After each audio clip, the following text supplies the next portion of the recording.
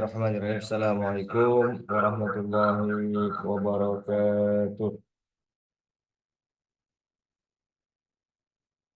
Alhamdulillah wassalatu wassalamu ala Rasulillah wa ala alihi wa ashabihi wa mawalah amma ba'd. Insyaallah kita bakal melanjutkan kajian Kampung Syariah kita. Kita sudah pada hadis yang 34 ya. Semoga Allah Subhanahu wa taala senantiasa memberikan kita inayahnya, hidayahnya, istiqomahnya supaya kita menyelesaikan dan memahami hadis Arba'in An-Nawawiyah ini sampai selesai dan tuntas dan banyak manfaat-manfaat ilmu-ilmu yang kita istifadah, kita ambil di dalam hadis-hadis tersebut.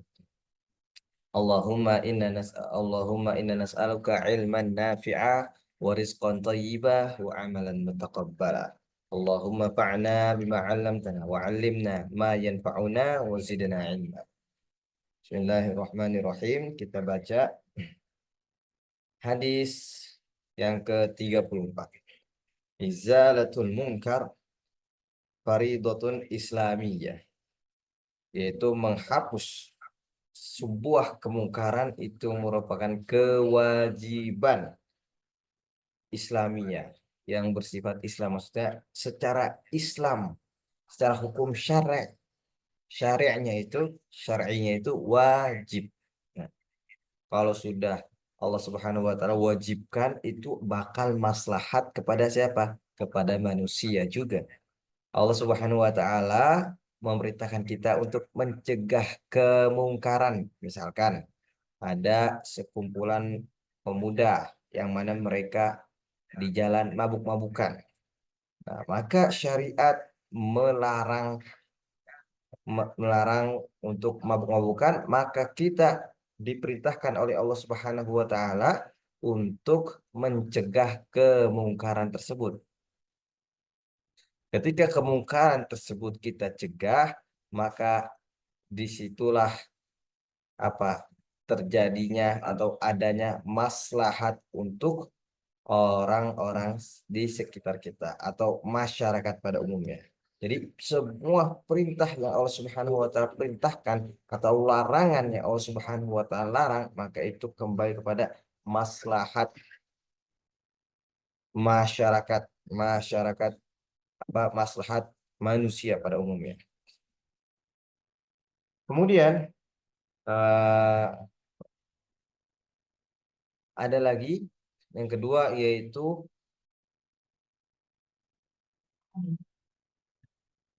yang kedua kita baca dulu hadisnya.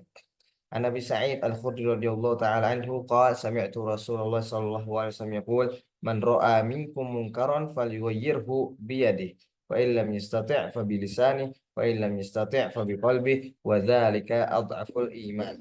Barang siapa yang di antara kalian melihat sebuah kemungkaran, falyughayyirhu, maka ubahlah dengan tangan atau dengan kekuasaan kita di sini.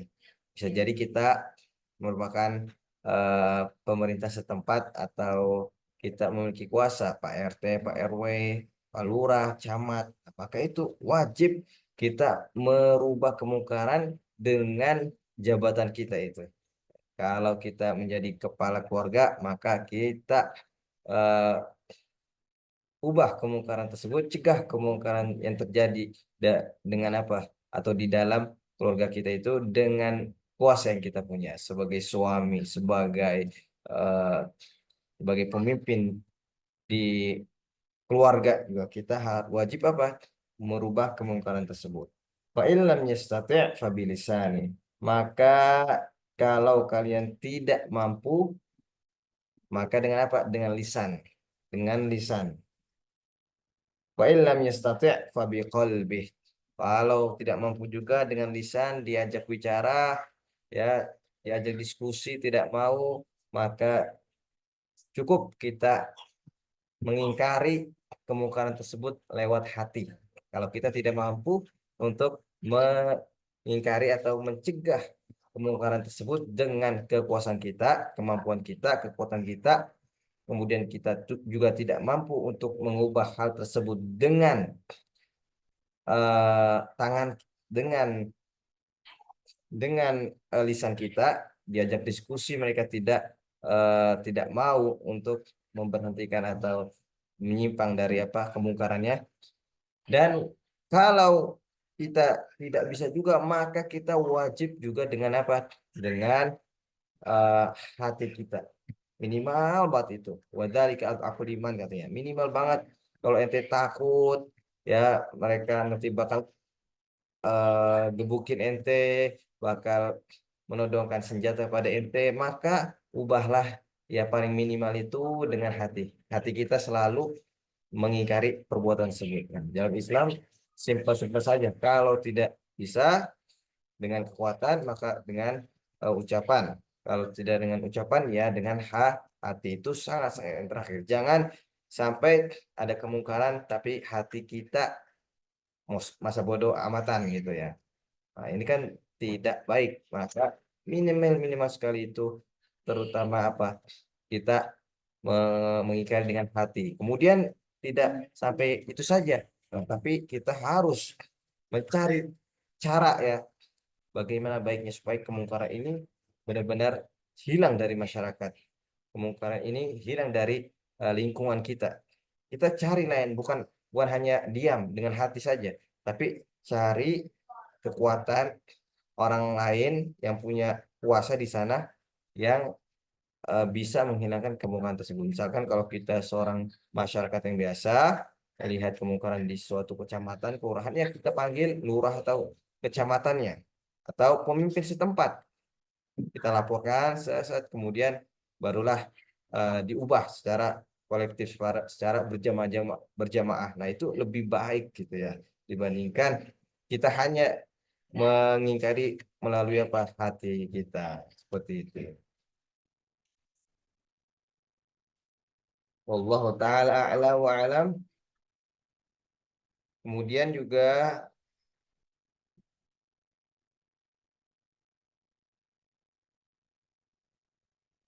di sini ar-ridha bil khati'ah maksiyatun kabirah. Ridho dengan sebuah kesalahan, yaitu kemaksiatan, itu adalah merupakan dosa besar. Jadi kalau kita tenanglah, dia eh, cuman berbuat ini saja. Yang penting kita nggak kena gitu. Yang penting keluarga kita jauh daripada kemungkaran tersebut. Hati-hati nih, bahaya.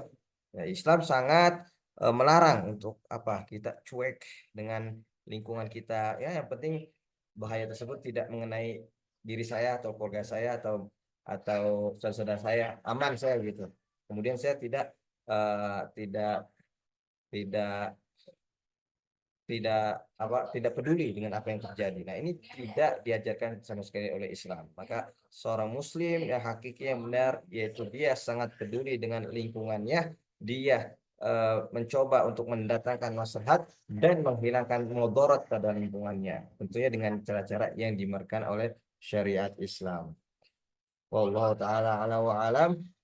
Subhanakallah wa bihamdika asyhadu an la ilaha illa anta astaghfiruka wa atubu ilaik. Wassalamualaikum warahmatullahi wabarakatuh.